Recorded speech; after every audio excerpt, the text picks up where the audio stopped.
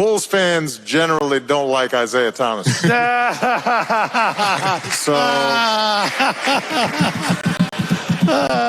I want you to watch The Last Dance in case you missed it. It's on ESPN. I did. Because I mean, so they got him on the East Coast. So yeah, no man. Thanks for the shout out there, Mr. President. Former President Barack Obama says Bulls fans will always hate Isaiah Thomas. Paul, do you feel bad for Zeke now? Yeah, I do, because LA fans will always hate me, and I'm from LA. Isn't Isaiah from Chicago? Yes. I mean, goodness gracious. Yeah, he is. What gives? I mean, I just want to know the name of the guy with the fakest laugh ever. Was that Stu Gatz, George? it really did feel like that Stu way. Gatz with that fake laugh. That was extra. Come on, man. Listen, I know you want to make sure that you kept give the going. president some love, but that felt extra, that laugh there. That was It was funny, Too much. but it wasn't that funny. Welcome to The Jump. I'm George Sedano alongside NBA champion Paul Pierce here in our LA studio with me, and our front office insider, of course, Amino Hassan, joining us from his home in Arizona. Coming up, we'll take an in-depth look at the Warriors, who are coming off a gap year after 5 straight NBA Finals appearances. What should we expect from Golden State? Should we expect them to be dominant again? We'll get to that. But first, we learned just before the show yesterday that Stan Van Gundy will be the next head coach of the New Orleans Pelicans after agreeing on a multi-year deal on Wednesday. Stan was the 7th new head coach hired this offseason. So, Paul, let me ask you this. Which hire so far is the best in your opinion? I'm going with Ty Lue here for the Clippers, because when you lose a coach like Doc Rivers, I was like, who could replace him? And there was no candidate out there except for Ty Lue to replace a guy like Doc Rivers in that spot. I mean? Yeah, no, here's the deal. Ty Lue's the only guy who's walking into a locker room where all the guys know him, where he has a pre-existing relationship. All those other coaches, Steve Nash, Stan Van Gundy, Billy Donovan up in Chicago, Doc, they're all walking into a room full of strangers pretty much, and they're going to have to sell them on how they want them to play, and also they got to figure out the different communication styles. You guys know, you can't coach one guy the same way you coach the other guy.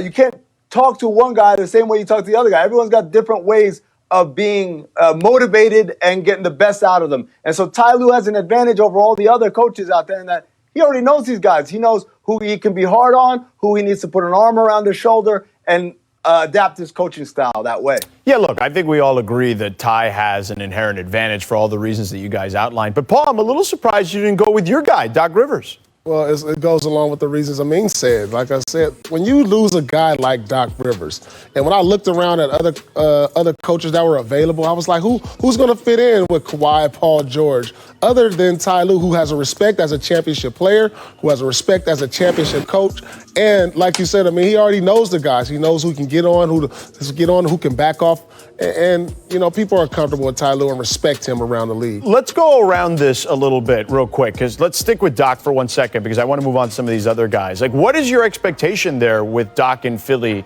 Paul? Because, look, that team has gotten progressively worse as far as Simmons and Embiid being able to play well together, and their net rating has gone down together every single year. But I think that has less to do with them and more about the structure of that team, the way it's constructed. There's not a lot of shooting on that team. What does Doc bring to the table there? Well, he brings a voice of reason, he brings leadership, and he brings a confidence that team probably didn't have before. And so when you bring a guy like Doc Rivers on, and you have a player of Ben Simmons and Embiid's caliber, you start talking championships. And he's going to voice that in that locker room, guys, that I'm here to win a championship with you guys, because Doc right now is not into rebuilding. He didn't see a rebuilding stage with this team. He saw an opportunity to where he could take a team from one level to the next level and possibly win a championship. I mean, can they go to that next level? They can. It's not going to be easy. I think, people ask me a lot of times, should they break up Embiid and Simmons? I said, no, you got to wait till the new coach comes in and gives it a try. We all are striving to accumulate, top 15 talent in this league, all NBA type talent. They've got 2 of them. You got to give Doc a chance. But having said that, the structure of this team, as you guys pointed out, isn't really, congruent. It's not pieces that really fit. So it's going to take some creativity on Doc's end to make it fit. And if it doesn't, then we need to start talking about roster changes. Whether that means trading Embiid or Simmons or someone else, I don't know. but as currently constituted, it's going to take a pretty creative approach by Doc Rivers to get them to that next level. Speaking of creative, Stan Van Gundy has been known to be creative. We were talking about this yesterday on the show. Amin, we'll start with you. I mean, he was playing 4 out before it was in vogue. You know what I mean? Like, it was Dwight Howard and a bunch of shooters around him. What does he need to do in New Orleans to have a successful season, in your opinion? Well, I think, first and foremost, I talked to Tim Hardaway Sr. today on SiriusXM NBA Radio, and I asked him, what do you think Stan learned in Detroit? Because he was successful in Miami, he was successful in Orlando. Detroit was the first time Stan was under 500 and struggled to make the playoffs and was in that position. And Tim said something interesting. He said he needs to, I think he's learned how to not take losses as hard, how to not take everything as seriously. George, you and I both know Stan. Away from the game, he's a funny guy. He's an interesting guy. He's got a lot of interest outside of basketball. But for whatever reason, you put a whistle and a clipboard in his hand, he turns into a maniac. And he has to have learned how to tone that down some, especially dealing with a young roster. That's one. From a basketball standpoint, I really want to see what he does with Zion in terms of making him more of a playmaker out of the elbow position. He's not quite Hedo Turkoglu, but he does have some good passing instincts. And I think offensively, Zion could really open up his game by having the ball in his hands and being a playmaker. But all of that doesn't mean anything if he's not in shape. And that's number one on the Zion agenda. Well, to be successful for any team as a head coach, you must one thing you need to do is gain the trust of your best players. And then the next thing, you have to gain the confidence. And so once you have those two things in place, you have to establish those relationships that makes your best players want to go out there every day and demand great practices and be great in games. And so if he's able to establish that from Zion, Ingram, it flows through the rest of the team. And once you gain that trust and confidence in your best players, you can be successful. This team has potential to make the playoffs, and it has to start with your two best players and the coach's relationship. We'll get back to more coaching a little later. Nate Bjorkgren is the new hire in Indiana. We'll have that later in the show. We'll discuss that and that particular relationship with his potential star player there in Victor Oladipo. But there are 2 other vacancies, 2 roles that haven't been filled yet. That's the Rockets and the Thunder. So, Amin, which is the better job? Man, it's tough because obviously the Rockets have more win-now talent. But to me, I think Oklahoma City is the better job from this standpoint. I think, first of all, the expectations are tempered. I don't know what the expectations of Rockets owner Tillman Fertitta are. It's probably championship, although I don't think that team is close to a championship right now. So I think Oklahoma City has more tempered expectations. I think they've got a more stable organization in terms of growing and building the right way and not wanting to shortcut the process. And I think, I look at those young players, and if I'm a young coach, that's something I want to grow with. I want to grow with Shai Gilgeous-Alexander and that roster of players and see where we can go. I think Houston has all the makings of, hey, you're going to come in here, you're going to coach the way we've been coached the last couple of years. I don't want to hear some new stuff from you, guy. And by the way, if you're not successful out the gate, there's a chance that we might replace you. Yeah, absolutely. I mean, OKC is the safer job, of course, because you're going to have more room for error. When you go to Houston, they're looking to win a championship. They want to see how you're going to coach James Harden and Russell Westbrook. So, if you don't come up with anything in the first couple of years, then you can be out of there. But the safer job is definitely OKC, but the better job is Houston. I mean, if you're a coach with championship aspirations, you have a top 5 player, a top 10 player on a roster.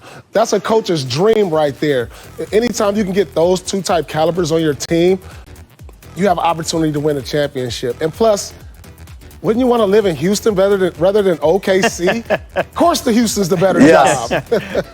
Well, if that were the case, then I could understand a little bit. No knock to OKC, but Houston is a bigger metropolis for sure. But I'll ask you this, Paul. And Amin, we'll get your thoughts on this too. We asked Perk and Windy this yesterday. When you take that Houston job, are you relying upon the similar style that they've relied upon here recently? Or are you trying to change things up, Paul? Like, are you trying to tell James Harden, maybe you have to play off the ball more? Maybe we have to move the ball more, less isolation. What are you doing there if you're the coach in Houston, the new coach? If I'm the new coach, I'm not going to do a full 180 because obviously James Harden has been successful in his own right of being an MVP caliber player the way he's been playing. But some things have to get tweaked up because they haven't gone to the promised land. They haven't been to the finals yet. And so I'm like, look, You know, James, if you want to win, you have to trust. There has to be a trust and accountability between the best player and coach. And so some things have to change if you think you can take the next step with changing them, because if you're not, they're going to continue to be on that treadmill and lose in the second, first round and won't even see a conference finals.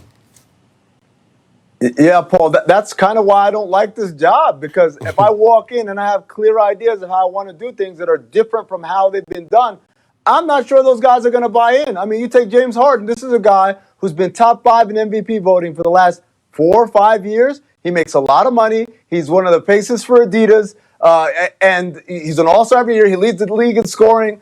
If someone comes up to me and says, hey, the way you've been doing it isn't quite good enough, we need to do it